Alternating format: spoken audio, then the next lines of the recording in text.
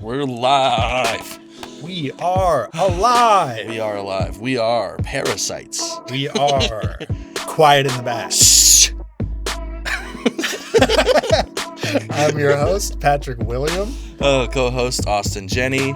And we are so happy that you've chosen to tune in and watch us today. Yeah, absolutely. We have a crazy movie to go over. My God. It's Parasite 2019. Yes, Korean film. Yeah. Yes. And But before we get into it, True. make sure you go like and subscribe and smash the subscribe. ring that bell. But all jokes aside, we would really value your support. For sure. And thank you for watching. Yes. Absolutely. Anyways, Parasite. Ugh. Incredible. I had no idea what we were getting into. I had not seen really any trailers, anything like that. It was just a Me too. blind watch that I am so happy I went into without any sort of predisposition about what we were going to see. Only thing I knew was that it was Korean. Yeah. And that's all I needed, and that it had won some awards. I guess I knew somewhat that it was about like class inadequacy, you know? Okay. But that's it, you know. I didn't even know that. I had never really even read a plot synopsis. Yeah. I just knew it won awards, and it was Korean, which I currently love Korean films and TV. I think they're killing it. Yeah. Physical 100, dude. Dude, Physical 100 rock. It's one of my culinary Squid Game? class wars, dude. Old Boy, a little back in the day, but the Korean film machine right now is the best, probably in the world for me. Yeah, hell yeah. Better than the Americans. Yeah. And I haven't really dived into Bollywood yet. We will. But I can't imagine that's my cup of tea. We'll get there, dude. There's got to be some hidden gems for sure. Yeah. So this is a great movie. Yeah.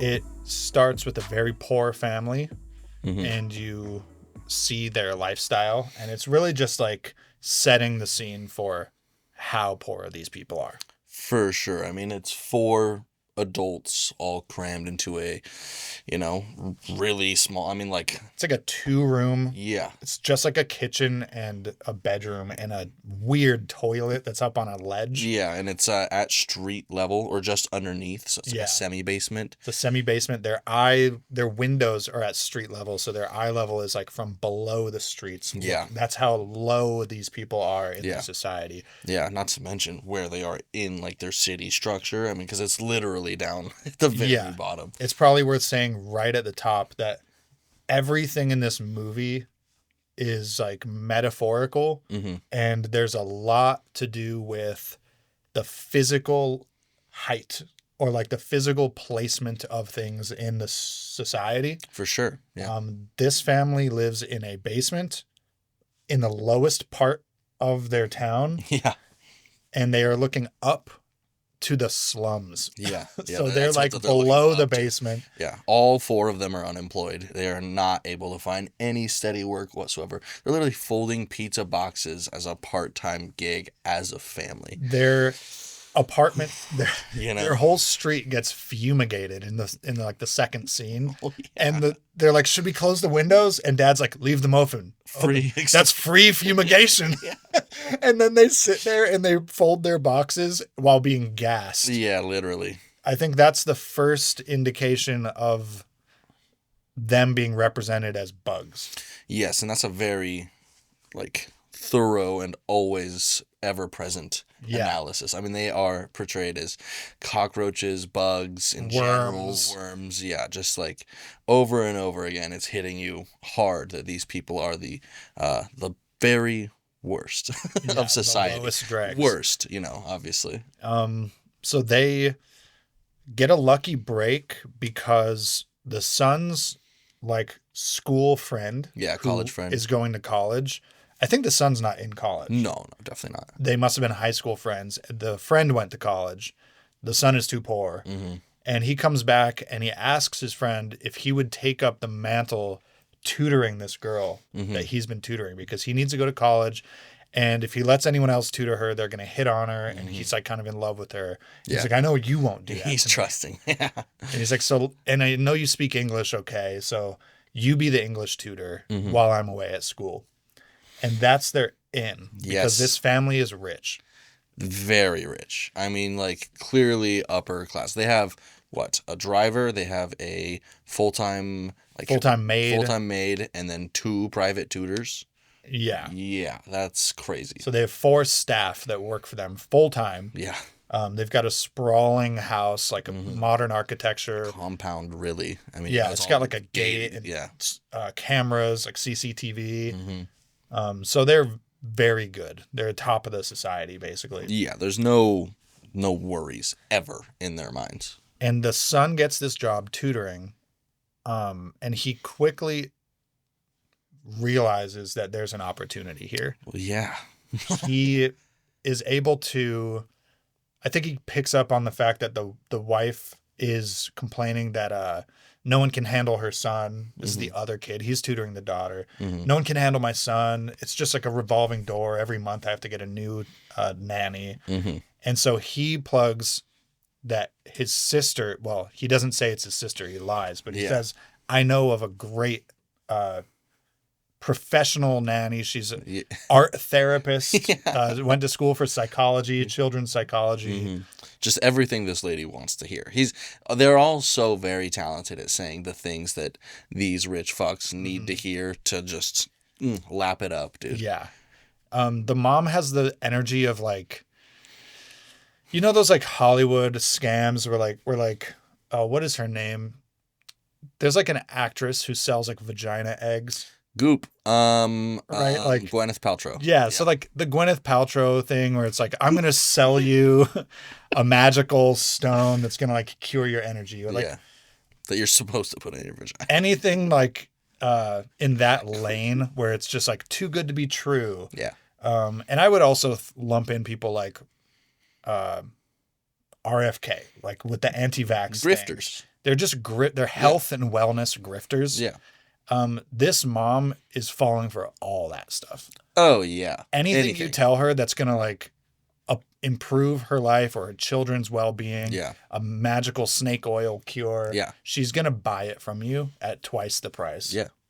Especially if you sell it up, like, you know, like. Yeah. Ugh. And this poor family is good at lying. They're good at selling the rich what they want to hear. Yeah. And the whole first act of this movie is like them slowly worming their way into this rich family's lives. Yeah. And it's cunning. Like it's so good. Yeah. I would say the first third of the movie or first half is a comedy.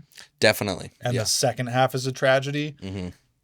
But we have a whole sequence of like, okay, well, now I'm the tutor and I got my sister in as the nanny. Yeah. How can we get dad in? So they frame the driver.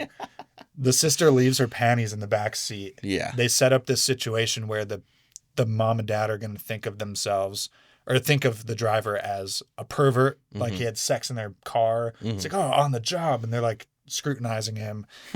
And he gets fired. And then now dad's the valet. Yeah. And he used to be a valet. So like it's perfect. They're really pulling from their real experience to like worm themselves in. Yeah. Except for the daughter.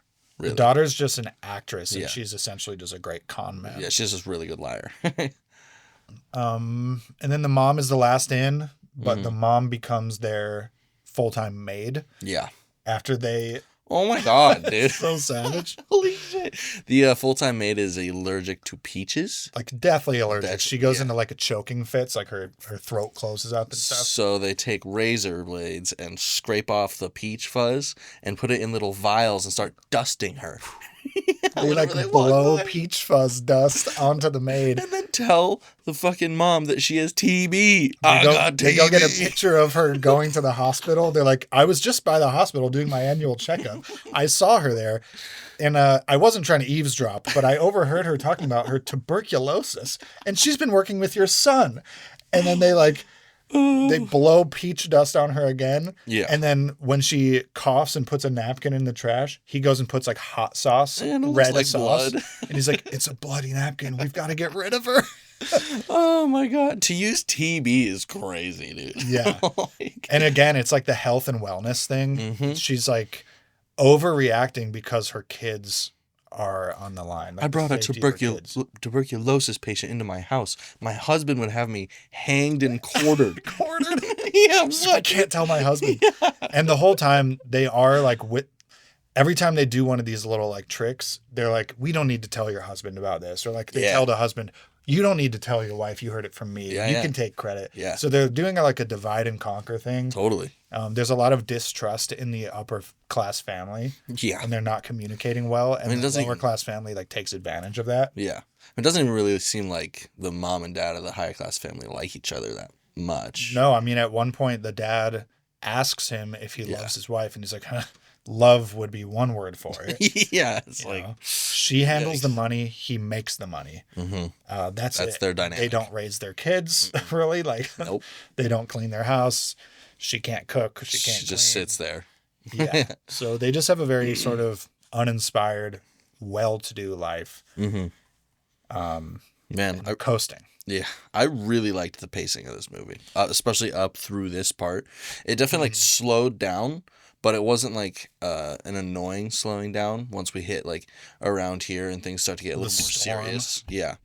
But it was unbelievable. Like I didn't think about us watching a movie for the first fucking hour. Yeah. At all. The whole first act with them worming their way into the rich family, like you said, the pacing was great. It has like a fun feel. It's like it's like a caper. It's like we're on a I know we're on a task. We're on almost a like heisty even like a little bit.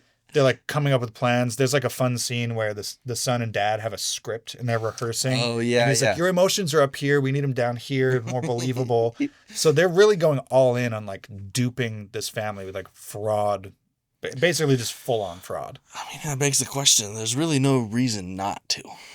Well, they have in nothing their position going for them. Exactly. This is their first opportunity. Yeah.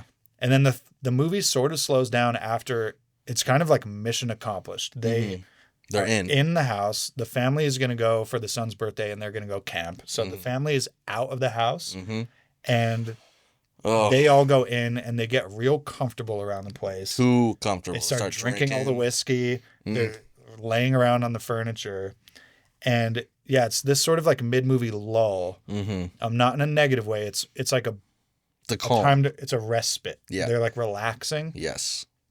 And it's a literal calm before the storm. There's a rainstorm coming in. And they're like watching the lightning strike in the distance because the house has these beautiful windows. Guess who comes back? The old maid that they got fired comes back. Fucking peachy bitch. And she's like, I just left something in the basement. They got me out of here in such a hurry. Can you please let me in? I'll just go get it. And it's very suspicious because it's pouring rain. It's late at night. This is not normal behavior. Yeah, and when they do open the door, she's all fucking... That's like never addressed. She's like never beat up. Yeah, she's got like bruising and scrapes on her face. Yeah. They never talk about it. Yeah, that's strange. I mean, I guess it was just implied that she'd been homeless that entire time. Right, too, she's roughing it. Yikes. But she goes down to the basement. This is where things take a serious, crazy turn. I just wasn't expecting a single thing from here on out, dude. This was wild. So we had this whole thing because we were trying to predict where the movie was going to go. And we thought maybe like, okay, it's going to be like identity theft. Yeah. Because they got their bank information and stuff.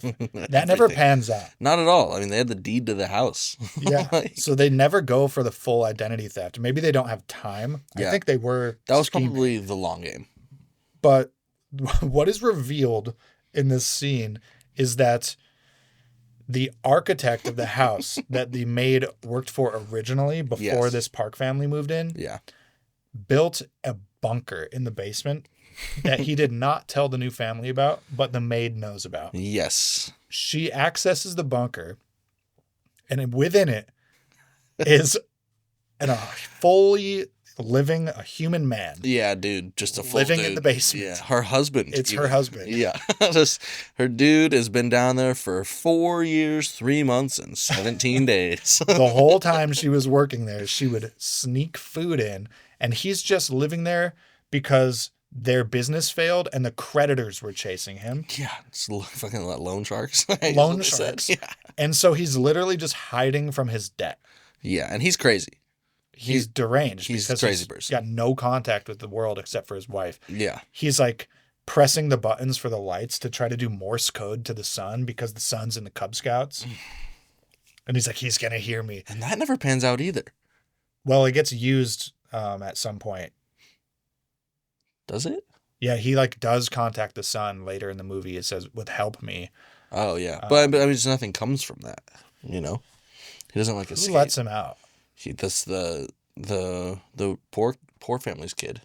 The son, right? Yeah, because he fucking goes back there and then he puts that fucking wire around his neck and shit. Yeah, nothing comes from it directly, but I think it just serves to indicate his desperation to escape. Finally, yeah, for sure.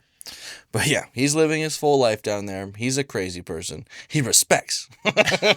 Respect. He's talking about how the patriarch of the Park family goes out and earns money, and then he lives off of that. So he must respect him. So he's respect. So this is yet another like example of a parasite in this movie. I'd say it's our second example, with the poor family being the first. The Kim, is it the Kim family? Yes. It's the Kim family is poor and the Park family is rich.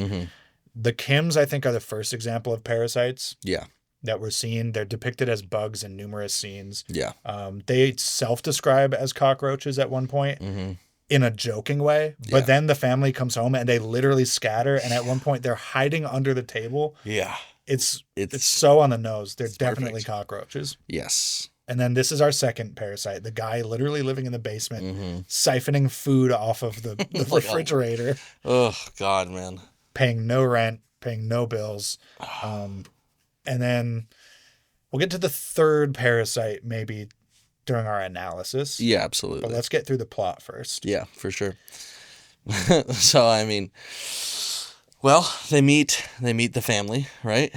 They all fall down there on accident, and well, it's originally just the new housemaid who is like walking down there and then finds out about the husband, and the old housemaid is like begging her to like help him keep it a secret and all this shit. And then as soon as the new housemaid, the Kim, her family all falls down, they like slip on the stairs because they're eavesdropping from around the corner. Yeah. And they expose themselves, and then she takes a cell phone video of them. The dynamic is just instantly. Instantly, the old maid has all the power because she's got evidence, and she starts leveraging it against them. I'm going to push send. She's like, I'm going to push send. She's holding it like a gun. Yeah, she's holding it like a gun. She's like, put your hands up. And they literally have their hands up. She's like, higher, fuckhead. And then they're all in the living room again, and the husband, who's been in like, not technically imprisoned, I guess, but hiding in the basement this whole time. He's joking about how they're like the North Korean military. Yeah, and he's got a speech. He's like, this video is like a missile, and we have the launch button. Yeah, and they're doing this whole comparison between like this family is South Korea and we're North Korea, and she's doing a political speech, and they're like waving the missile, and I think there's like probably deeper symbolism to that as a non-Korean I don't fully grasp. Yeah, I would. But there's a surface level understanding that wasn't too hard to get. Like, for sure. It's like they're at war. It's like a divide and conquer thing. Yeah, right? For sure. You got these two warring poor families that are fighting over their place to be the parasite of the rich people. Right. So they're competing for the scraps of like the ruling class. Yeah. It's so interesting, like the way she was talking to her, calling her sis and all this shit, and the moment she realizes she's also like, you know, down and dirty, they fucking just are so mean. She calls her a bitch and stuff. Just like so it's like a little outrageous. There's this use of the word sis over and over between the two poor women that are both the maids.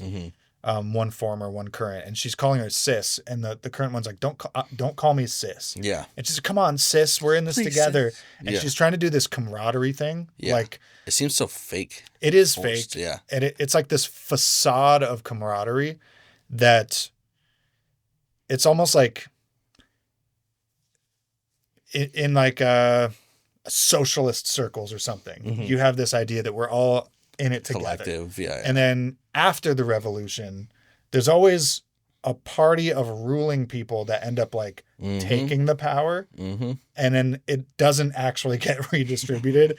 So people will like invoke the idea of solidarity and social ideals to like trigger a revolution. Get their goals. In the wake of it, it doesn't ever tend to actual actualize the way that they promise it would. Yeah. And I got the sense that it's like this fake camaraderie between two competing poverty like stricken people. Yeah. Where it's like, I'm gonna fuck you over the second I have the chance to.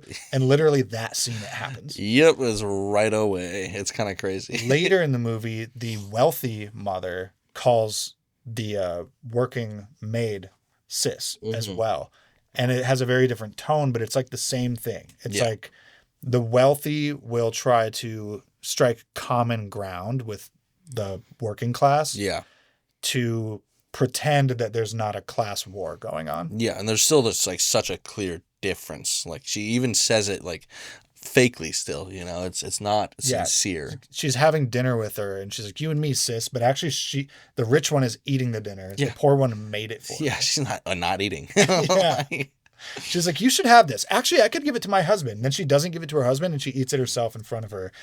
It's like the power dynamic is so imbalanced. Yeah. And she's calling her sis.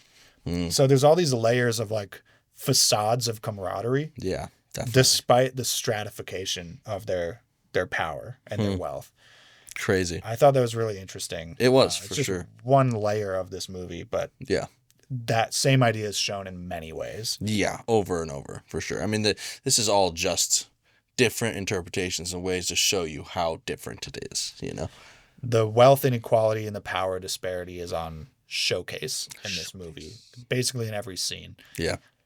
So yeah, what? Plot-wise, the family comes back from the camping trip because it's raining. Very early. They all have to sort of like scramble. It's a very chaotic scene. They're trying not to get caught. They're trying to keep up the ruse that like, you know, everything's normal. And they do sort of escape undetected mostly. And they have to walk on foot all the way from this wealthy neighborhood back to their slum. Yeah. And they're doing it in the rain. Like pouring, like torrential downpour. And it's a series of these shots where they're physically descending staircases in these wide shots. And they just keep going lower and lower and lower into the city as you watch them symbolically, metaphorically return to their station in life, to their sub-basement, to the slum from the mountaintop.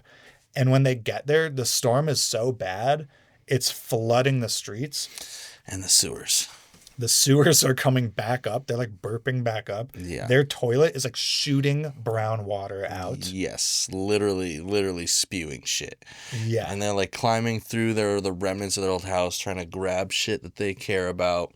There's I would even say it's like iconic. I loved the scene of the daughter smoking a cigarette, sitting on the toilet, just so upset. Trying to block the toilet because it's shooting brown water out from under the lid. Yeah, she's just sit there just fucking done, dude. Fuck my life, dude. Yeah, literally.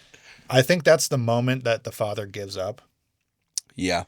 The next scene, because the dad in the prior scene had been talking about how he has a plan. He tells his kids not to worry about it. Leave it to me. I have a plan. Then all that shit happens. Yeah. Their life is literally washed in shit. Yes. And in every sense. I think it breaks him. He loses hope. Because up to this point, despite being poor, they were still trying. They have aspirations and dreams, absolutely. They have pride, too. Yeah. The other maid and her husband in the basement, they describe themselves as needy. They're like, we're all needy here. Yeah. And the other mom is like, we're not needy. Yeah. Don't call us that. So they have this sense of pride, ambition. Yes, we're from the bottom, but we're going to work our way up. This is the moment, I think, where the dad loses that entirely. Yeah. I think right beforehand when he's laying under that table before they escape and you get that little sex scene where he's like, they're talking about like the smell and stuff right before. I think that's like really inching him to it. It's driving him. And then he sees all that, his shit get washed in literal shit. Yeah. So there's a few times where the father tries to connect with the wealthy father on just like a personal level outside of doing the scam and the fraud. Yeah. Like actually he's like kind of, he just tries to connect to him. And the wealthy guy always like brushes him away and calls it like unprofessional to his wife. And after they come home from the camping and the family's hiding under the table, the wealthy couple is having sex on the couch and they're sort of just talking to each other and they are just demeaning all their so staff. crazy. Yeah. They're demeaning their whole family. Talking about how much they stink. It's like fucking smell, radishes and Subway, and it's like, and their behavior is this and that. Yeah. And he's just sitting there and he's silent under the table. Yeah. And he just has to listen to it. Yeah. And you see this look of despondence. Mm-hmm. For sure. Which then once he gets home and his house is washed in shit. Yeah, it's a breaking point, and it's a turning point in the story. That, and then they're like, then they all get fucking texted to come work this party, this giant party that they're throwing on. Well, literally, one thing happens before then. Because of the flood, they get sort of refugeed into a football stadium, and they're sitting on like cots, like the aftermath of a hurricane. And his son is asking him what his plan was, and he says it's very potent. The dad says, the only plan that works is no plan. If you have no plan, nothing can go wrong. It doesn't matter if you betray your country or fail, because if you have no plan, you can just improvise and do whatever you want, Yeah. And it's him verbally admitting he's given up and he's just going to wing it from here. Yeah. But that comes to a head like towards the climax of the movie, that like mentality. For sure. I mean, we see that very, very shortly afterwards. Yeah. So the wealthy family decides, well, the camping trip was ruined by the rain, but let's have a garden party. An impromptu garden party. Oh, my God. Dude. They invite all the staff there. Yeah. Who they just spent the night in shit. Yeah, literally. Because of the storm. They get there, and the first thing the wife says is, this rain is such a blessing. Yeah. What a fuck you, dude. That's so crazy. Two different worlds. Yeah, absolutely. I mean, they literally live like high up, nothing would have affected them. If you live at the top of the hill, the rain is just like making your grass grow greener. But if you live at the bottom, it's floods, covering you in shit. Yeah, and shit. It's just two different worlds that they're experiencing. And that was another quote that really struck me. It was like, oh, the rain is a blessing? Yeah. I guess it depends on where you live. Yes, it does. Yikes, dude. That's crazy. This whole movie is just so full of metaphor like that. That was just right on the money. Gives you a lot to think about, but it also gives you a lot just to feel. Like, I think this movie achieves a lot of its message work via feeling. Yeah, I mean, because it's really not too deep. I mean, we can understand obviously the horrible divides between the wealthy and the poor. That's not news. Right. Yeah. But it shows you the starkness of it, and it puts it in your face, and the humanity, palpable emotions, and it just makes you feel the divide instead of think about it. Yeah, absolutely, which is powerful and hard to do. Yeah, when people are all cerebral, they never do anything. Yeah. But when you feel something, you might go assassinate a CEO. Whoa. Shit. So everything comes to a terrible head when the garden party is taking place. Yeah. The son goes into the basement to do what? To like check on? I don't know, bro. He just brings the rock down there. I don't know what he was planning on doing. Yeah. There, I forget, but he goes into the basement to check on the people that are locked there, maybe to bring them food or something like that. But the woman is just, I think she's dead. She's dead because she hit her head hard. Yeah, she had a terrible concussion and then just sat there for 2 full days. And the husband is deranged, and he plants a trap. He springs a trap on the boy. He's attacking him with the rock. He puts a leash around his neck and ties him to the wall, but then it breaks away and there's a struggle. But long story short, the deranged husband who's been there for 4 years and 3 months, he's got blood all over his face. He escapes, grabs a kitchen knife. After really hitting that kid over the head with a rock. Bashes the son with the rock twice. Yeah. That still makes me wonder, dude. I don't think that kid lived. You think it was all a delusion? Okay, we'll get to that. Yeah. Nonetheless. We'll get to it. Yeah. There's 2 possibilities there for sure. For sure. Or more. But the deranged man approaches the garden party with a knife and just starts fucking slashing, killing, hacking and slashing and whacking. Yeah. He stabs the daughter in the heart. Yeah. She dies. He's slashing at the mother. He's slashing at the guests. Yeah. anyone, anything. Really, he's and going for them particularly, but the father is having one of those movie moments where you're just like paralyzed with indecision, which is so yeah. frustrating to Well, watch. I mean, yeah, because he's at one, he's holding his daughter. You know, he's trying to like not let the blood come out, but he's seeing all this blood come out no matter what. His wife is fighting with a man with a knife. The man is stabbing at his wife with the knife, and he's not like getting between them. Yeah, because I mean, you have to hold their daughter's fucking blood in. Yeah, it's just hard to watch people not act. Of course, in movies. Movies always do that, where like the character takes too long to act, and it's just infuriating. Well, I mean, I imagine his psychosis at that point, because he was snapping. He's like realizing that the whole facade is breaking. Yeah, in this very moment. And the Mr. Park, the whatever leader of the rich family, or father, he is screaming at him to throw him his keys. Like, aren't you gonna drive us? So like, they can get out. Yeah, he's just trying to escape. Yeah. Not deal with it. Yeah. And he's like, give me the keys. And the keys, like, he tries to toss them, but they get blocked and like rolled on top of by the deranged guy who gets stabbed to death. Yeah, right then. And then when Mr. Park goes for the keys, this is essentially the climax of the movie. Yeah. He gets too close to the body and it smells, and you see him like plug his nose, just and he like, turns away to get the keys. And when Mr. Kim sees him do that, after his experience in the shit water, his experience under the table being demeaned about his smell. His daughter just got killed. He just watched his perhaps dead son be carried off. And then he sees Mr. Park hold his nose, turn over a dead body just so he can get out. It's too much. And then he kills Mr. Park. Yes, just stands up, grabs that knife, and right into his fucking... Yeah. Yeah. And by the end of this scene, you've got a dead daughter, a dead husband, a possibly dead and possibly unconscious son. Yeah. Multiple injuries. The people dead are fleeing. lady down in the fucking thing still. And the husband just runs away. Yeah. Mr. Kim. He runs away, and you don't see right away like where he goes. Yeah. But it's not too long in the film where they reveal where it's like 2 scenes later they show where he went. Yeah, I mean, almost directly after that is where I get a little confused, honestly. It's like, because then we go into the hospital of the kid waking up. Yeah, you get like the groggy, slow eyes like waking up. Yeah. Like he's also just like laughing the whole time. Because he had brain surgery, and the doctor says like this is common with brain surgery patients. Okay. They tend to like just laugh a lot. Yeah. Because he was like bludgeoned in his skull. Yeah. There's a detective. He's trying to read him his Miranda rights, but the kid won't stop laughing because he's delirious. He's just not fully there yet. But so it's presumed he survived. Yeah. And he's now part of an investigation.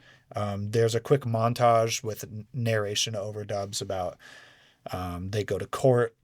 They get charged with fraud. Yeah. They are on probation, him and his mom. Yeah. The dad is missing. Yeah. And he's just laughing the whole time. It's crazy. He said he misses his sister. They go to a cemetery and see the sister.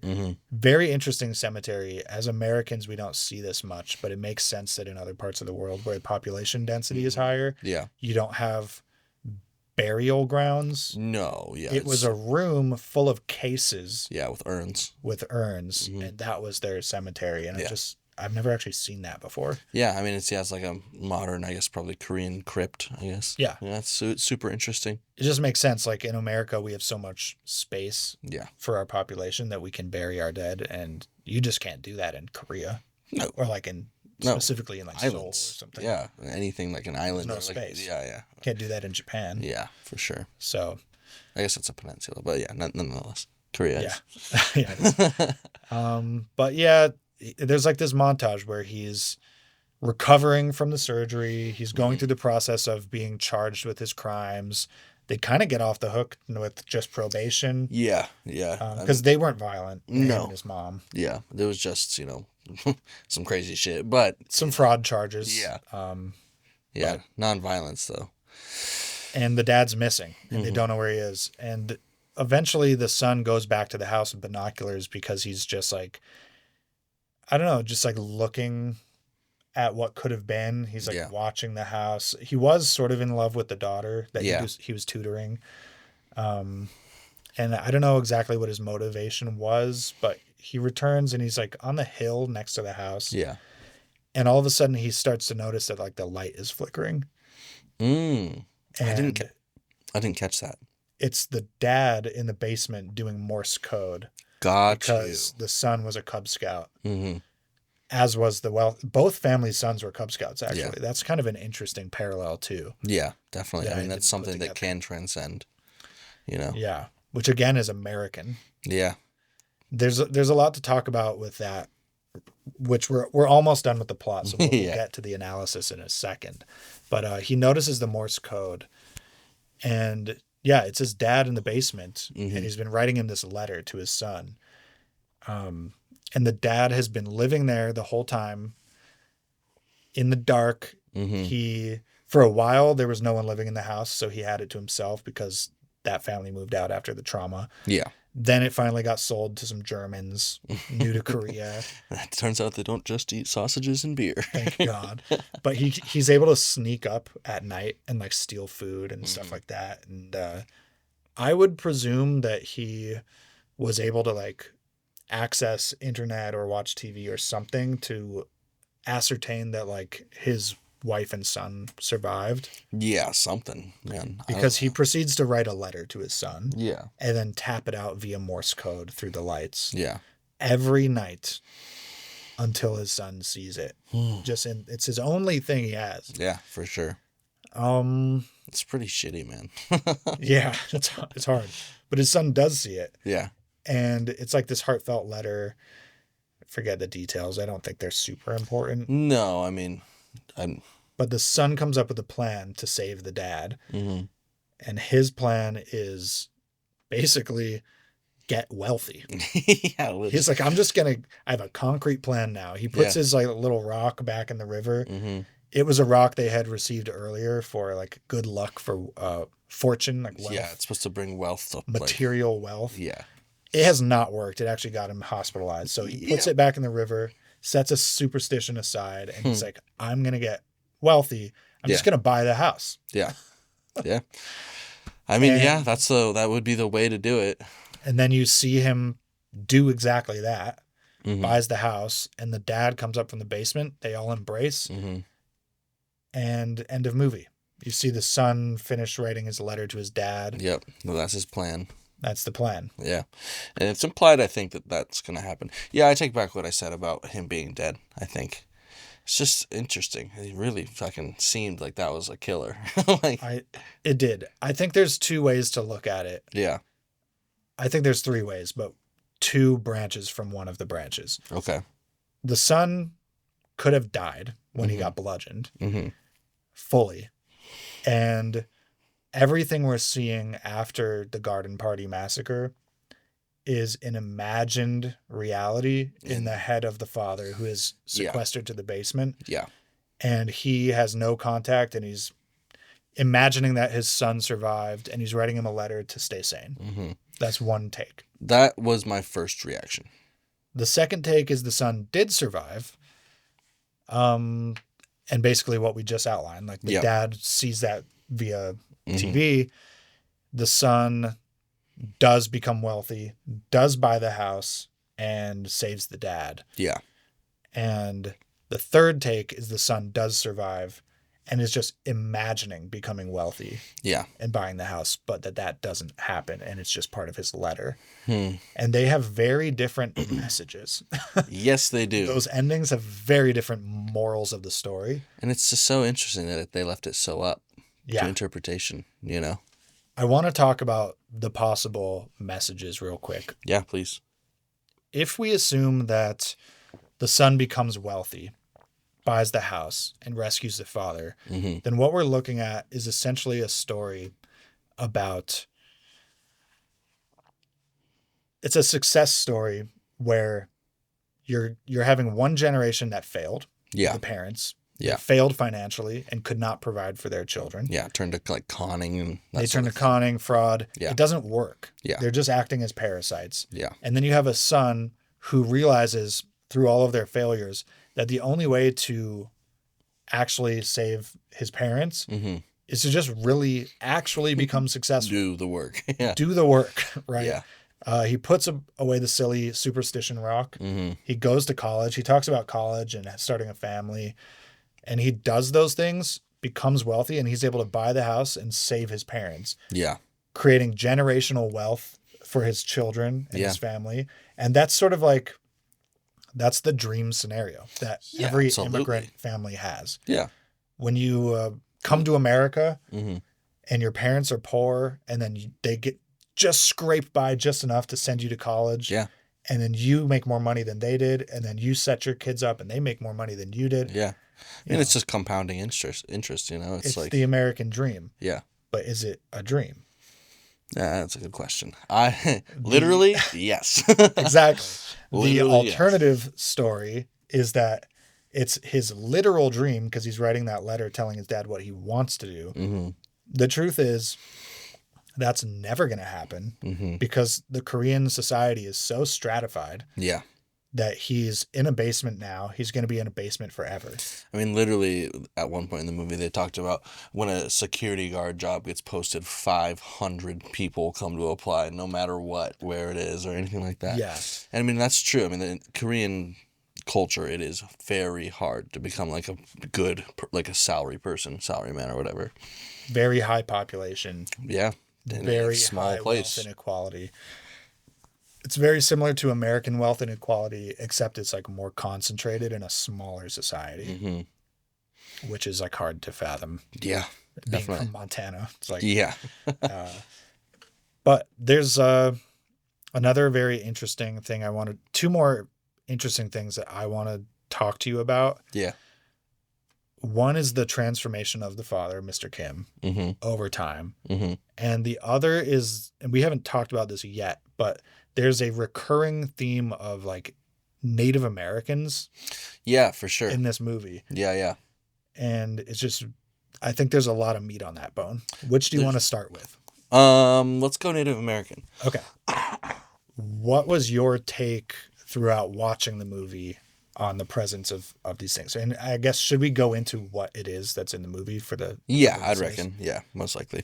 I mean, yeah, so it's the smallest member of the family, the young boy of the Park family, which is the wealthy ones, has like an obsession essentially with Native American, Indian, just like general stuff, but like not on a deep level. Just at like all. He has a teepee. Yeah, he has a bow and arrow. He has a headdress. He runs around with a tomahawk. Yeah, right? Exactly. It's a very cowboys and Indians, like American Western movie take on as surface level as it gets, for sure. Yes. You know. And so we see that multiple times. The party has like that aspect to it that's centered around the teepee. They're about to do like a Native American, like the dad is setting up an ambush for the son because it's the son's birthday. So the dad and the driver are dressed in headdresses and they have tomahawks, and the goal is they're gonna ambush the cake, the delivery of the cake, and try to steal it, and then the son is gonna have the opportunity to like save,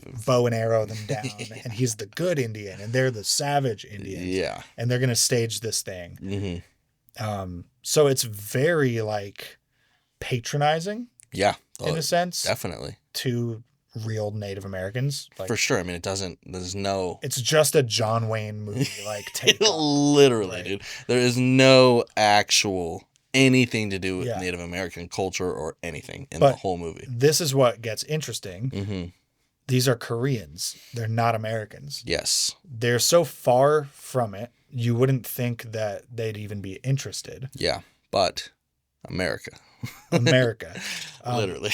We did a little bit of reading. Yeah. And one of the interesting things we found on the internets is this idea of sort of like cultural export, colonialism. Yeah. So like in America, you've got a very dark history of genocide and pushing the Indians further and further from their homes. Definitely. And then you have that taking place in the broader context of global colonialism. Yeah, which was massive at the time, everywhere, literally. And then you have the Korean War. Yeah. Where Korea becomes like a little brother to America, Absolutely. right? Like a vassal state almost. Yeah, and for you sure. see this with Japan after World War II as well. They Yeah. both embrace the American culture, Yeah. and then they start to adopt our neoliberal values, the economic stuff. Yeah, it's an economic and cultural export from us to them, and they Yes. eat it up, and not necessarily all of them by any means or anything like that, but just specifically for the use of with the Indian, Right. like On a big cultural level, I'm yeah, not saying every Korean or every of course, Japanese yeah, person like is that way yeah, yeah, towards American culture, but at the broad culture level, in terms of government structure, mm-hmm. economic structure, broad principles, guiding principles, Yeah, they adopted an American way of life. yeah, absolutely, And the Mrs. Park mentions multiple times that they bought the toys from an American yeah, import company. because it's nice, it's perceived as Yeah, it's as the perceived as best. high quality. So there's this sense that like the presence of the Indian symbolism in the Korean culture represents their adoption of Mm-hmm. Western neoliberal values Yes, and and the fact capitalism, and yeah, the capitalism which plays into the divide we're seeing. 100%. I It's mean, it like the creates this source. class structure Yes. system, it literally that's what capitalism does. So in a sense you have like a chicken and an egg thing, I guess. Definitely. Where like I think the son's obsession with the Indians and the father's surface level understanding and desire to do like this dumb Hollywood reenactment thing is like a symptom, Mm-hmm. whereas the cause is the American mentality and like the capitalistic hierarchy in their situation. Yeah, definitely. It's pretty cool, and It's pretty cool, especially with just like such a light touch, because it's not too much in the movie. they don't say any of that. Yeah, they don't say any of that. They Literally just, zero. They just have the bow and arrows. They have the teepees. They talk about importing the products. Yeah. But they don't go into anything. No, not at all. They don't bring up the Korean War or anything like that, or even that we're like an ally. It's just a very interesting way of getting you to think about cultural sharing, like the dynamics between different global cultures. Yeah. And the export of values. Yeah, for sure. I mean, the our imperial machine as America really pumps it out. We don't generally just like let our allies be themselves after we help them in a war. It's like, okay, we will rebuild. You're us now. Yeah, exactly. You will do exactly what we do. You will have a democracy. You will have XYZ. Yeah. So pretty interesting. Sort of like. I don't want to say it necessarily like blames America for Korea's problems, but it draws a very sharp parallel between what's going on in their society and what's starting in our society. Yeah. I guess maybe it's starting in English society more, but the Western European. Definitely. I mean, just the Western movement. world. Yeah. The Renaissance movement created this system. For sure. So that's there's some pretty shitty aspects of it. Yeah. And by invoking the Native Americans, because they could have used any other symbol to represent cultural import. Perfect symbol. By invoking the Native Americans specifically, you're also drawn to the history of the genocide, the oppression, the darkness of this system. Not just that it exists, but that it's oppressive and horrible. Yeah. I mean, like it's not instinctually, but it's built with an oppressive nature in it. You have to use someone to get more than what they are worth. Like it is parasitic. Right? Like the Europeans moving into America parasitically drew all the resources out of the continent and pushed away the Indians. And like, there's so many parasites in this movie, you guys. Yeah, it's crazy. And we haven't even talked about the rich. Yeah. Yeah. I think the ultimate parasite. Yeah. The titular parasite. Nice word. Is the Park family. Yeah, of course. The wealthy. Yeah. Are, despite the numerous amount of times that the Kim family and the other poor family was depicted as like bugs and insects and gross. It's actually the wealthy that are the parasites in this film. Yeah, I mean the poorer families are struggling to just get by, just to live at all, while the Park family is just reveling in wealth. They literally don't even think about the things that they do or say. But here's the thing. Yeah. When you have a man like Mr. Park, Yeah. he has a really well-paying job. Mm-hmm. He goes to his work. I think he's working on like robotics and AI or something. Yeah. He's talking about computing processing power. Mm-hmm. He can only succeed to the level he does at his job because he doesn't have to clean his house. He doesn't have to cook his food. He doesn't have to watch his kids. He doesn't have to do his own errands, drive himself. He doesn't really even talk to his wife. The labor class Mm-hmm. that works for him is freeing up all of his mental resources so that he can work on himself. Yeah. So in a very literal sense, I think the wealthy people like that, they are drawing mental and physical resources from the working class to step themselves up in their society. Absolutely. Yes, he's making more money than them. And in a sense, they're parasitic to him because they're eating his food. Of course. They're earning their money from him. But he's only able to do that because of the sweat of their labor. Yes. So you can't really have the top without the bottom. Yeah. In a sense, it's like... You could have the bottom without the top. It's a necessary structure. Well, if you have the bottom without the top, you just have a great middle. Yes.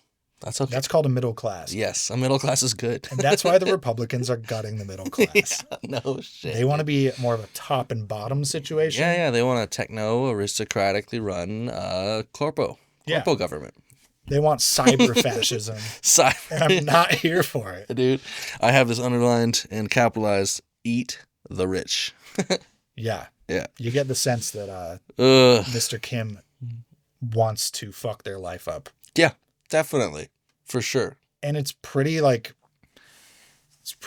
justified feeling. Like, yeah, I mean, especially when you just, it's hard to actually like give any, like, I don't think that those people individually deserve, to be hurt necessarily, Right. But the vast wealth difference is just unattainable forever. Yeah. And I guess it's important to remember that, like, a movie like this, the characters don't represent the characters. They represent the idea behind the character's situation. Like, these are symbolic events that are supposed to represent philosophical positions towards your society. So whether you're rooting for Mr. Kim to kill Mr. Park in the context of like individual to individual is not important. No. It's more like, are you rooting for the working class to unionize and gain better wages, healthcare, and then tax the rich at over $1 billion? Yeah. These are the ideas that are meant to be provoked by the stabbing with the knife. Of course. Not that you should actually go and kill a CEO, which did just happen. I mean, which again is poignant symbolic movie for this shit, yes. dude. Yeah, I mean, exactly. It was an act of symbolism for the most part. Right. He had his own personal revenge, but the way that the public is seeing it is easily an act of symbolism. It's a symbolic rebellion. Yeah, you have, I mean...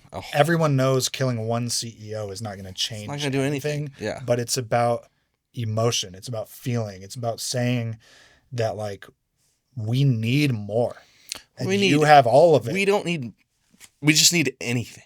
Right. Like, it's so rigged at this point. It's so crazy. I mean, we should have fully supported healthcare. Every American citizen. Easily. Easy. Done. And college education. I remember when Bernie Sanders was running for president, I was like, back in 2016, I was like looking at the numbers that he was putting on his website and stuff. Yeah. I think it's like 0.5% of our military budget would give every American total comprehensive healthcare, like, for years. Yeah. We're about to sign another fucking $1 trillion spending budget just for the military. And the same exact thing is true for college. It's a fraction of a percent. Well, it's because they want us unhealthy and dumb. Because we're the base. Yeah. We're the large base that they can keep poisoning and extracting every single thing out of. The shit water. Yeah, literally. Oh, see, this is why this is a good movie. Yeah, no shit. These feelings are being evoked by the writer and the director. This is why it won Best Screenplay. Yeah. Best Director. Yep. And best film. Best film and best foreign film. Exactly. It's so good. Yeah, man. Yeah, top tier. You guys better watch this. If you haven't, I'd be kind of upset if you watched this before that. Yeah. I want to talk quickly about the transformation of the dad too, because it was like pretty. It was pretty cool. I don't think it has much deeper symbolism, but at the beginning, the Kim family is prideful, hopeful, like we talked about. Happy. Even I mean, like struggling, but they still laugh. They still love each other. They're doing for sure. Their work together. And throughout the course of the middle of the movie, the dad gets kind of like beaten down. His hope gets taken away from him. Yeah. And he does have that breaking point. Yeah.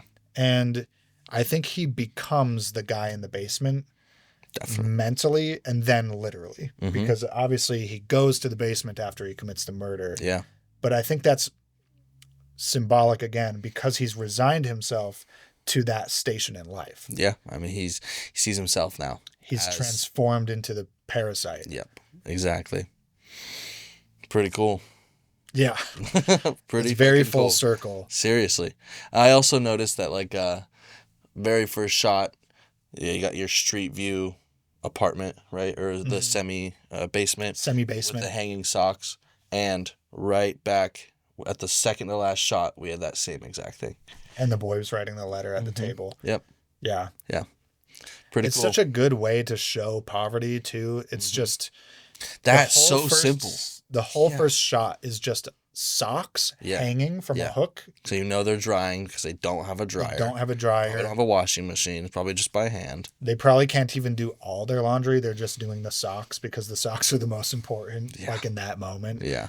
It's just such like a visceral way of showing the reality of the family without like saying it. Yeah. That, and then it goes right into the open window and a fucking drunk guy peeing on their shit. Like literally getting pissed on from above. Like, yeah. Ugh. And then they actively welcome getting fumigated because it's free fumigation. That's so funny, dude. Exterminate the bugs. We will not eat the bugs. I'm pretty happy with our analysis at this point. Yeah, I mean, it's talked about everything I want to talk about for sure. This movie was really, really great. Thumbs up. Rating? I'm going to give it like a 9 out of 10. Yeah, I'm going to go even a little higher. I think it's like 10. I think it's like a 9.4. I just want to reserve the 10. Yeah, mostly just because like you never know what we're going to see. Austin Powers. Spy Who Shagged Me. 11 out of 10. 11 out of 10. But it was great. It was an A+ movie. Yeah, perfect in a lot of ways. The shots were beautiful. The cinematography was great. Yeah. A lot of really cool, well-designed shots. Yeah. God, I didn't even... I honestly like couldn't tell you what the score was like. I was too enthralled with the story. Me too. Yeah. I wasn't even... it doesn't help that we were watching in subs and have to read, so it's like harder to analyze the score as well, but... Yeah, the movie was parasitically drawing our mental resources away from us. Because it made us read. Yeah, by making us read subtitles, thus forcing us to not be able to appreciate the soundtrack. Yeah. Thus adding another meta layer to the movie experience. Oh, lovely. He's great. Yeah. I will say that Leon the Professional, I think, looked better. Agreed. I just like the film. The film look is so much nicer than the digital look. And that is a, 25-year later movie? Yeah. Yeah, that's crazy. Leon the Professional, 26 or 7. The film quality just looked better on the screen. It's just like, with these modern digital cameras, it looks too good. It's too accurate. You have got such dynamic range. You've got such dark shadows and bright highlights. And like on the film, everything is just a little more compressed and softer. The black colors are like kind of grayer, like a wash. It just looks more like an oil painting. Yeah, I guess it's just a very different vibe. Like it makes me feel when I'm watching film like I'm watching a movie. Like I'm here for this movie. Film just screams cinema. Yeah, exactly. I think it could be argued that the digital modern look does work better for some genres. I agree. Sci-fi probably benefits. I want the crisp details. I want the sharpness. Nature often. It depends, but like in nature documentaries, yes. Like if you're filming orcas and like eagles. Like, for sure. You want that shit. You want that 8K. Yeah, 12K, 50K. Sports, but if you're just making like a narrative film, and it's not like some sort of specifically like sharp sci-fi style movie, I think 9 times out of 10 I'm gonna prefer if he shot it on film. Yeah. Fuck yeah, man. But still looked really good. It did. I mean, yeah, don't get us wrong when we say that at all. It's not like this movie looked anything other than great. You know, it looked great. We're just nostalgic boys. Yeah, exactly. That's really what it is. All right. Well, thank you all for watching. Hell yeah. Hell yeah. This has been Quiet in the Back. We'll be back next Monday. Thank you. Love you guys. Absolutely. Later.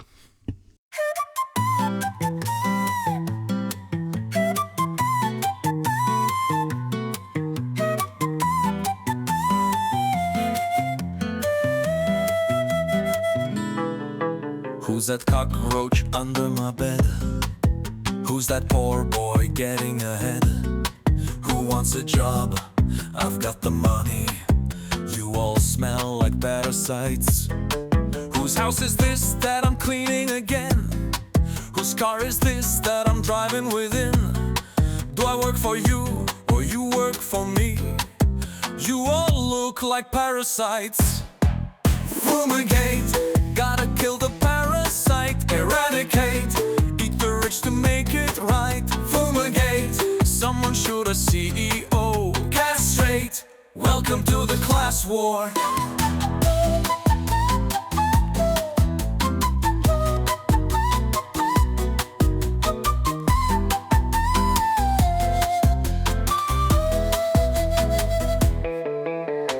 Do my laundry, cook my food, drive me around when I'm in the mood.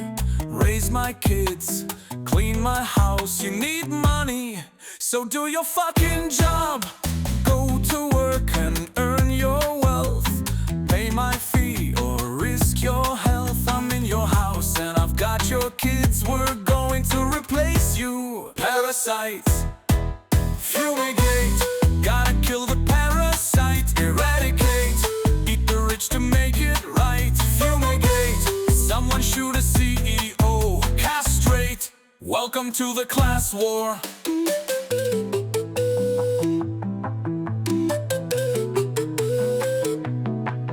There's a bug in the basement, there's a bug in the attic, there's a bug in the wall, there's a bug in us all.